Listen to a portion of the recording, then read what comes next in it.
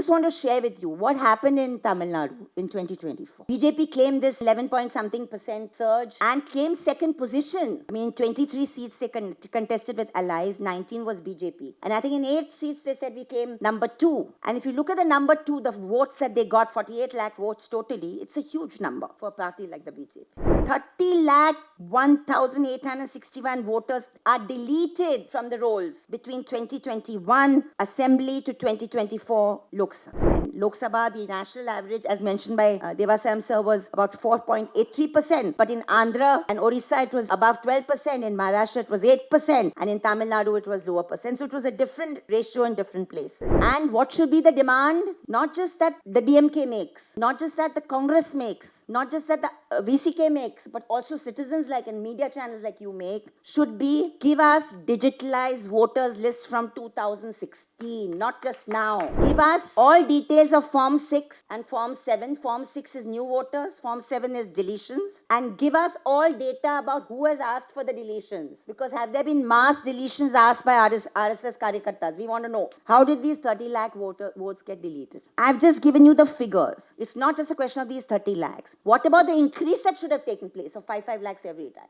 Closer to 76 lakhs missing voters. It is a huge number for Tamil Nadu. Why should it be that the ECI conducts the Maharashtra or Tamil Nadu election? We have the 74th Amendment, which has given constitutional status and decentralized and recognized Panchayati Raj. So we would like also the election process and election responsibility and adjudication to be decentralized.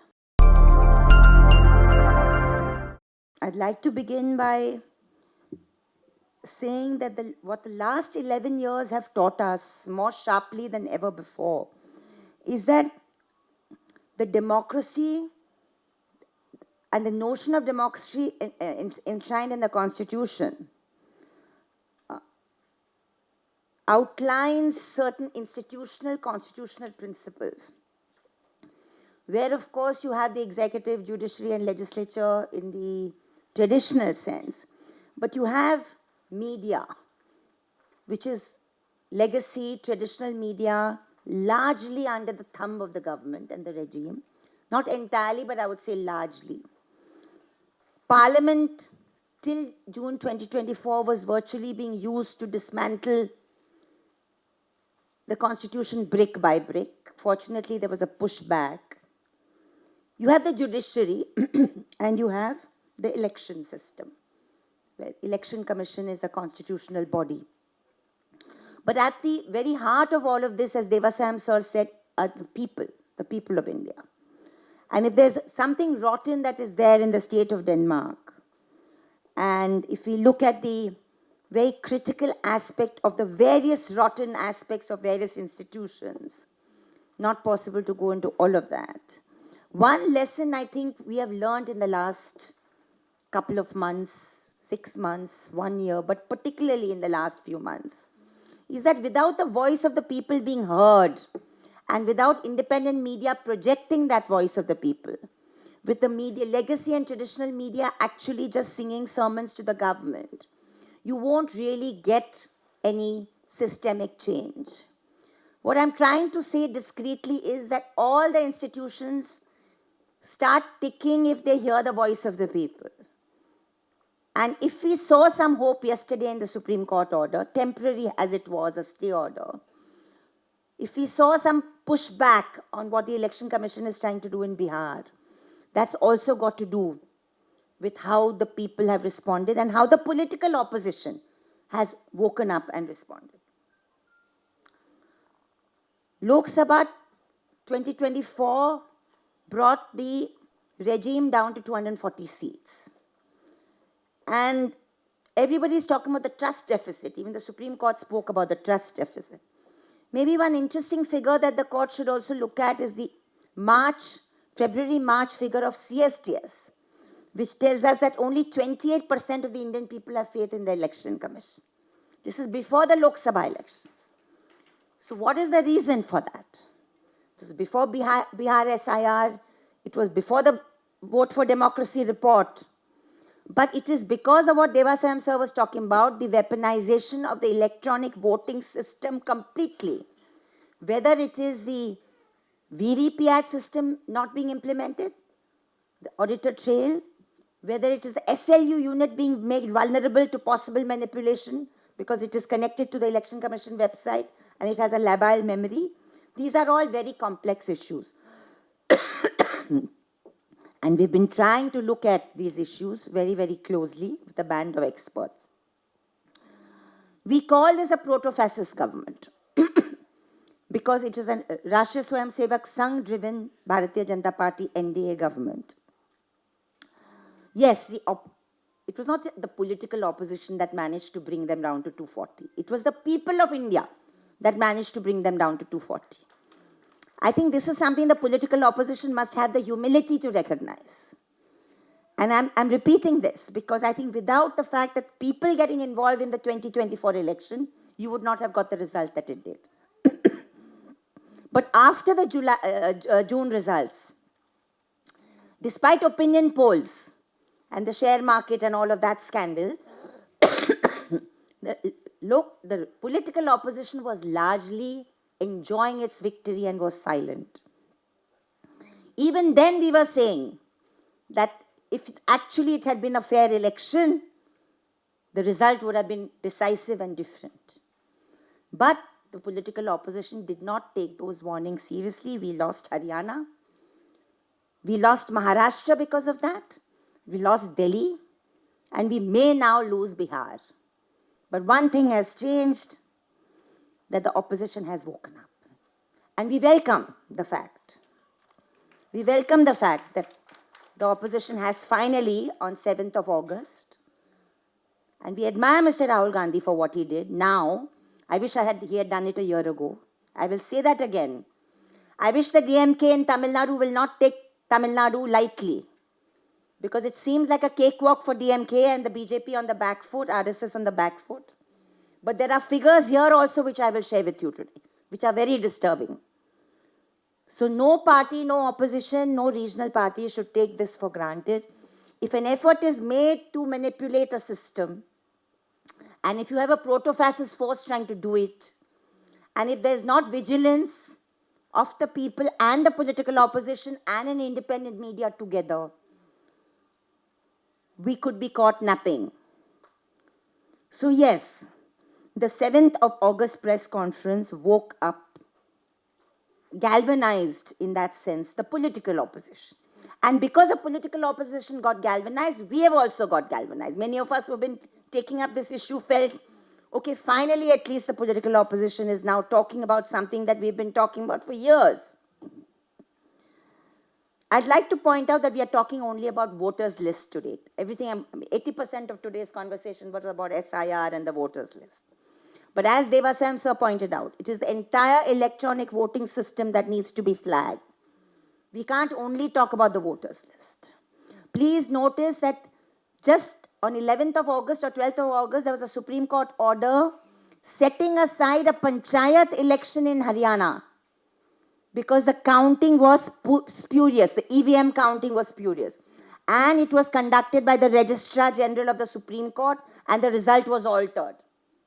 So there was a problem in the electronic voting system.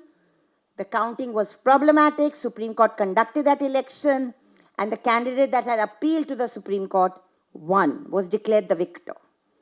So I think we will have to look at issues beyond just the voters list. Though of course the voters list is a problem and a part of the bigger problem, but it is not the only problem.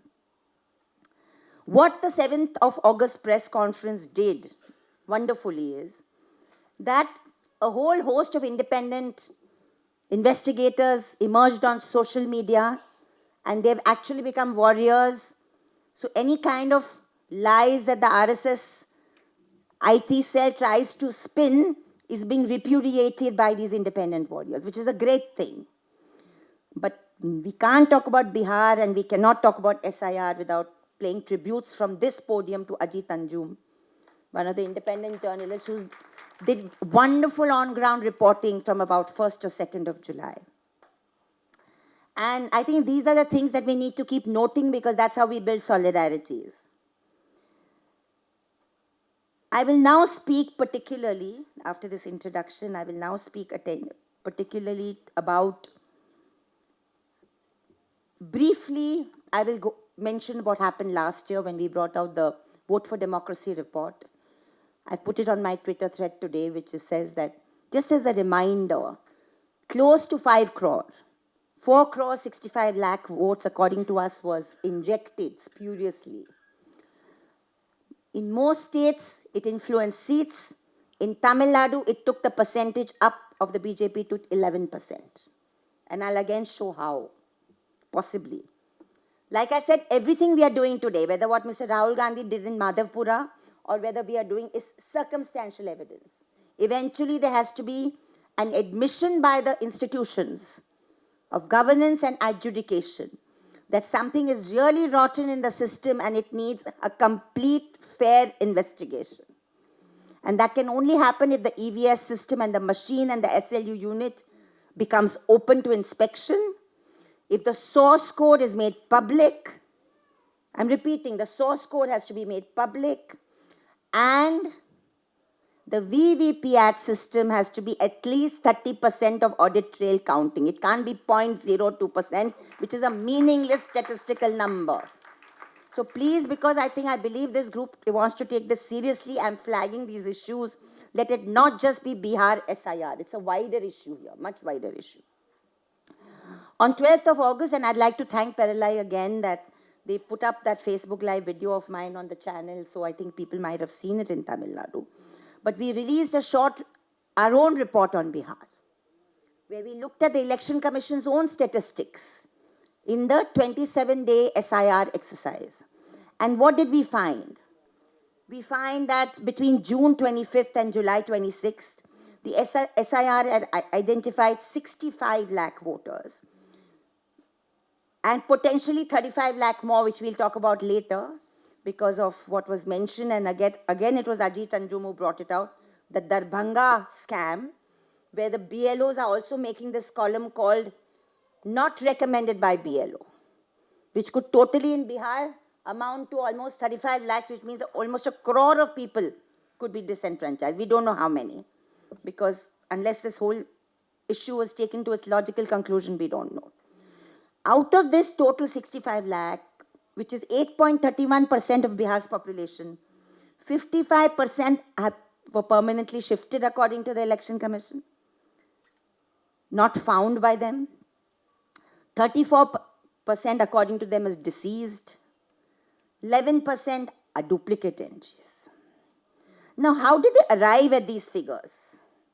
When we looked at the Election Commission's own press releases over that 26-day period, we found specific days when the spikes happened. It was not a steady flow of data. It was specific spikes.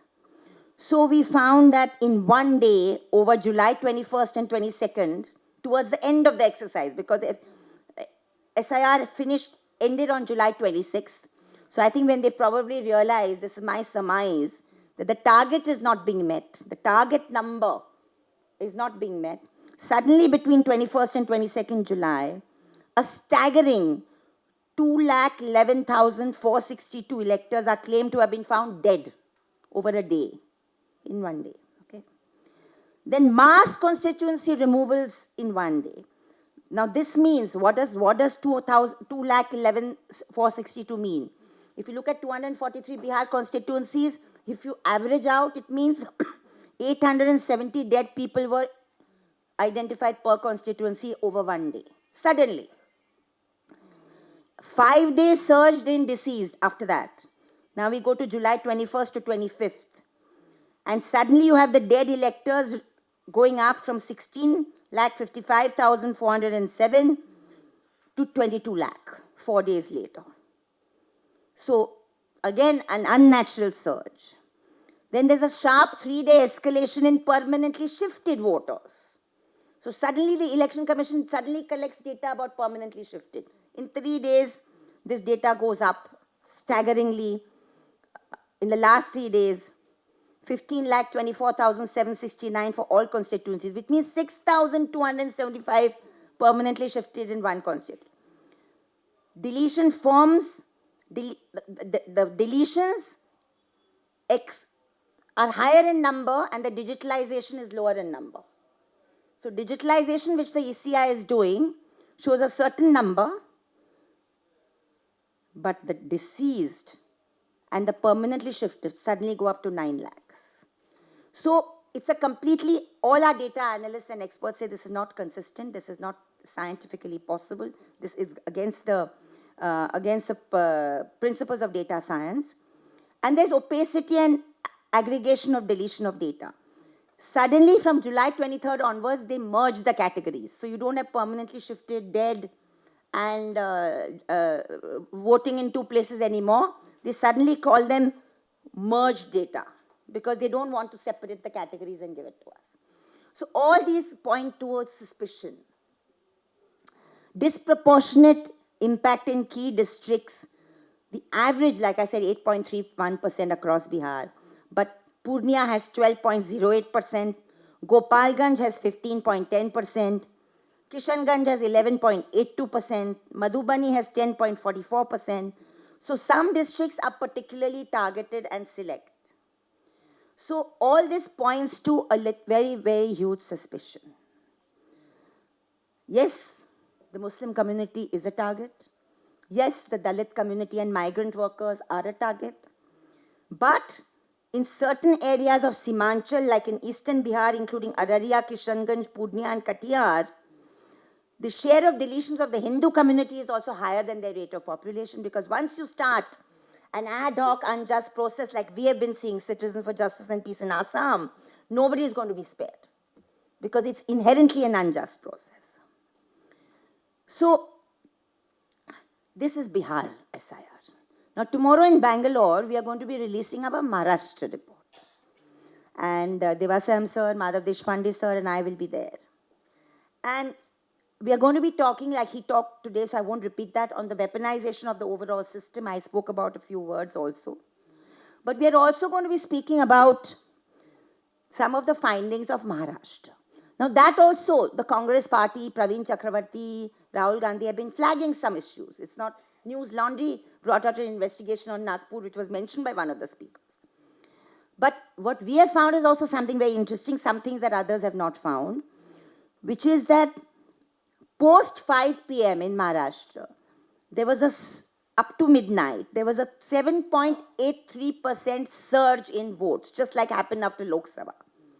And Lok Sabha, the national average, as mentioned by Devasam sir, was about 4.83%. But in Andhra and Orissa, it was above 12%. In Maharashtra, it was 8%. And in Tamil Nadu, it was lower percent. So it was a different ratio in different places. In Maharashtra, we had a 7.83% jump post 5 p.m. Now, elections stop at 6. They give us figures of 5. They don't give us figures after that. And there's no rationale why they're not giving figures. And one of the biggest problems of the Election Commission after Lok Sabha 2024 is that they've stopped giving actual voting figures. They're giving percentages. Now, why are they giving percentages? Votes are cast in numbers. Votes are counted in numbers. Votes are recorded in numbers. Why are you giving us percentages? Obviously, there is a game here, and they have to explain that. We also found there's a discrepancy in Maharashtra Vidhan Sabha elections between the state CEO figures and the Election Commission figures. Please understand what I'm saying. So 11 lakh difference in the voters list. So in August 30th, 2024, the Election Commission says there are 11 lakh more. And Maharashtra CEC says, no, there are 11 lakh less. So what's going on here? And there's no explanation. And this happens in October as well. This happens in November, the voters list. Very interesting in Maharashtra, the report we release tomorrow in detail. This figure was mentioned by Rahul Gandhi ji, that between 6 months between May 2024 and November 2024, that is Lok Sabha and Vidhan Sabha, 41 lakh voters in Maharashtra increased. That's not a new figure. But what we found is something very, very interesting. Please listen carefully. 6 months in 2019, that is between Lok Sabha 2019 and Assembly 2019. Again, it was a period of 6 months. There was voters increased by 12.7 lakhs. In the 5 years between 2019 and 2024, the voters increased from 37.9 lakhs to 45 lakhs. Okay. In the 5 months between 2019 Lok Sabha and 2024 Assembly, the voters increased by 84.6 lakhs. As I already said, between May and November, 41 lakhs, and 7 months between March and October, 46 lakhs. So what ratio are we talking about? Why is the ratio so much larger in 2024 than in previous 5 years in the normal vote? I mean, we did not see in Maharashtra any magic of voter registration taking place that suddenly this went up so sharply. So these are the questions that we are raising. We are also asking how, and this was also mentioned, I think, by somebody here, that if you have certain number, we have 12,000 booths in Maharashtra, and you have this voter surge post 5 p.m., then on an average in every booth, voting should have gone on for at least 10 hours. And there is no sign of that. And of course, now the Election Commission is saying we are not going to give you video footage and we are going to destroy it. So basically, no transparency and no accountability. So all in all, this amounts to one institution of democracy getting completely opaque, non-transparent, and not even bothering to answer citizens. I mean, apart from the fact that it's not answering political parties, it's not even answering citizens, because long before Vote for Democracy was formed last year, Devasayam sir and all had formed the CCE, Concerned Citizens Commission of Elections. They had sent a memorandum in 2019. They had sent a memorandum in 2023 to the Election Commission.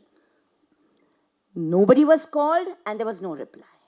Now, in stark contrast, I want to mention that in earlier election commissioners, whether it's S.Y. Qureshi, not S.V. Qureshi. Everyone was saying S.V. Qureshi. Yaqub Qureshi. Yeah. So whenever he is one example, Lindo is another example, T.N. Seshan is another example. When all these commissioners were there, anybody who complained, it didn't have to be a political party. And however, quote unquote, small or ludicrous the complaint was, the Election Commission doors were open for citizens to, because eventually it is your right to vote. As has been said here repeatedly, whether it was Baba Sahib Ambedkar, whether it was Gandhi, whether it was the founding fathers, everybody said that the singular success of a democracy which has so much social and economic inequality like ours is the fundamental right to universal adult franchise. And as was stated by Justice Bagchi the day before the judgment was delivered in the Supreme Court, the essential conflict that the Election Commission is hell-bent on perpetuating is a conflict between Article 324 and Article 326 of the Constitution. Because Article 324 talks of the powers of the Election Commission and Article 326 talks about the rights of every voter. So how will that get resolved is a constitutional question, and we really await what the Supreme Court is going to do on that. I want to now also come a little bit to Tamil Nadu. Because we discovered, and this is again, I must also express my thanks to Devasayam sir, because he constantly keeps pushing me. He said, Teesta, you're going to Tamil Nadu, do a little homework on Tamil Nadu figures. Because after all, in Tamil Nadu, everybody is very sure that BJP is never coming to power. So you need to tell them to be careful. So my expert, Dr. Pyarelal Garg, is an amazing person. He is from the former dean of the Punjab University, doctor by profession, and he's a whiz with numbers. So I want to credit him for this because it's not my work, it's a collective work. Just want to share with you what happened in Tamil Nadu in 2024. BJP claimed this 11 point something percent surge and came second position. I mean, 23 seats they contested with allies, 19 was BJP. And I think in 8 seats they said we came number 2. And if you look at the number 2, the votes that they got, 48 lakh votes totally, it's a huge number for a party like the BJP. So please, friends in Tamil Nadu, citizens of Tamil Nadu, comrades in Tamil Nadu, do not take this lightly. I just want to give you some figures here. In 2016 Vidhan Sabha Assembly, your voters in Tamil Nadu were 5 crore 77 lakhs 91,397. In 2019 Lok Sabha, this figure goes up, like normally things go up, because new voters register, Form 6, to 6 crore 24 lakhs 4,097. Now just watch what happens. In 2021, Vidhan Sabha, Assembly, the Tamil Nadu figure now from 6 crore 24 goes up to 6 crore 29 lakhs 43,693. The story is really between 2021 and 2024. And don't forget, nationally, we are looking at 2019 as a figure when everything started getting very, very weaponized. 30 lakh 1,861 voters are deleted from the rolls between 2021 Assembly to 2024 Lok Sabha. You are worried about Bihar. Journalists are going to Bihar from Tamil Nadu. Please look at your own voters list. How did these 30 lakh voters get deleted? And what should be the demand?